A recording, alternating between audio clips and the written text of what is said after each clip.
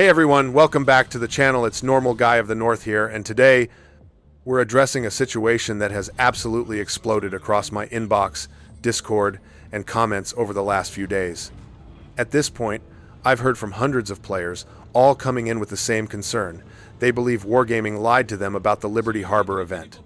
When that many people raise the same flag, it deserves a clear, structured, and fact-driven review.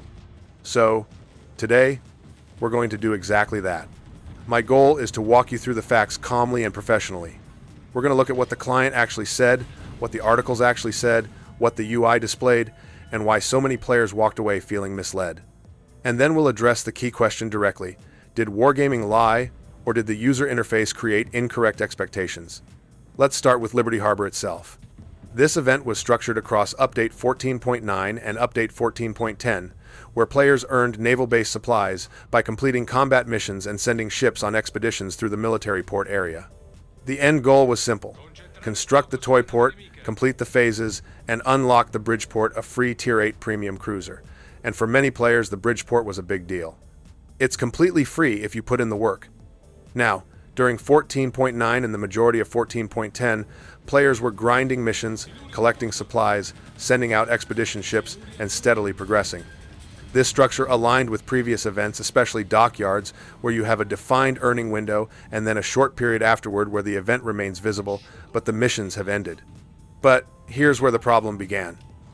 As we transitioned into the December update 14.11, the port swapped into the Nordic Haven holiday theme, and suddenly, the Liberty Harbor grind shut off. Missions disappeared. Expeditions no longer rewarded supplies. The earning phase ended abruptly. However, at the exact same time, right at the top of the screen, the event banner still said, "Event ends in 6 days." Naturally, players assumed they had 6 days left to continue grinding. That assumption is logical. That assumption is reasonable.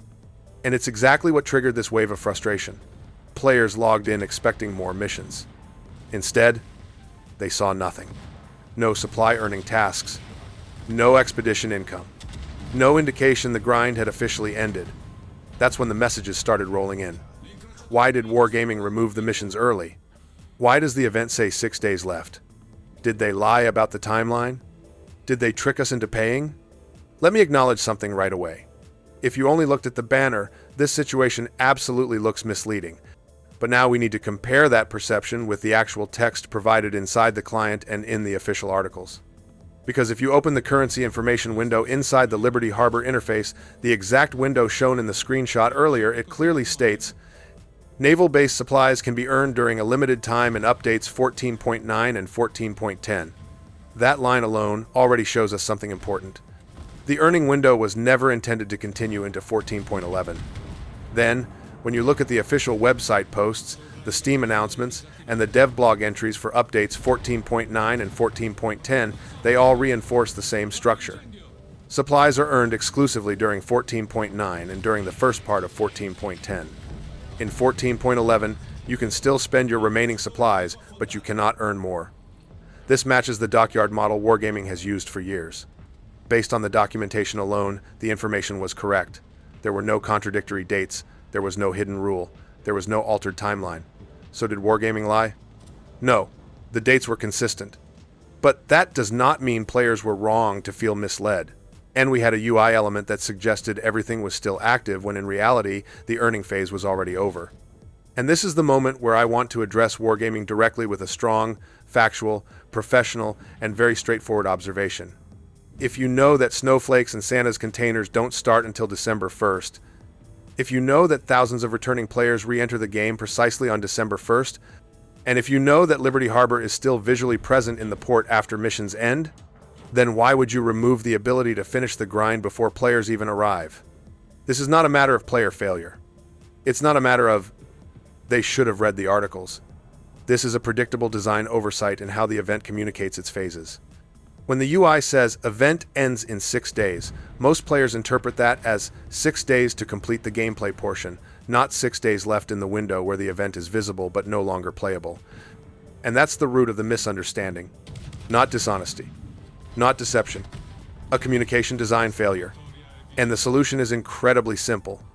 It doesn't require a new system. It doesn't require new art assets. It doesn't require engineering resources. All it requires is clarity, one extra line of text. Something like, combat missions available until date. Event remains active until date. 2 counters, 2 phases, 0 confusion. And this isn't new. It's consistent with a broader challenge the game has always had. Critical information is often in articles, blog posts, or third-party resources, not inside the client where players can't miss it. Mechanics like Sigma, armor interaction thresholds, penetration formulas, drag models, ricochet angles, none of that appears in the UI.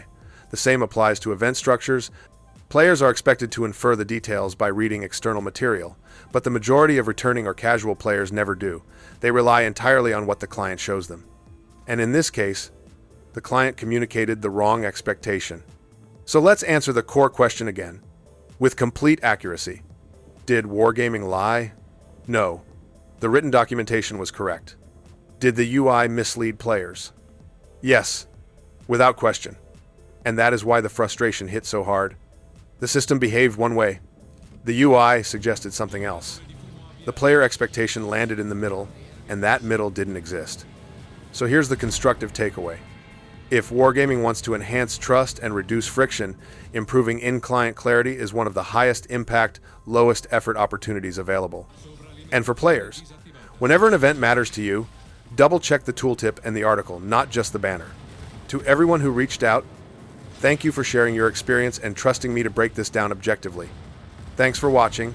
I do appreciate it, and please feel free to click on the videos on your screen for more World of Warships content. But as always, take care, stay safe, and I wish you all the best. See you in the next one, and bye for now.